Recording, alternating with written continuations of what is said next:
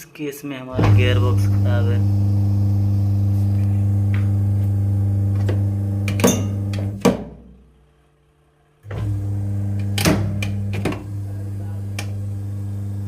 तो हमारा gear box खराब है, ये मोटर चल रहा है।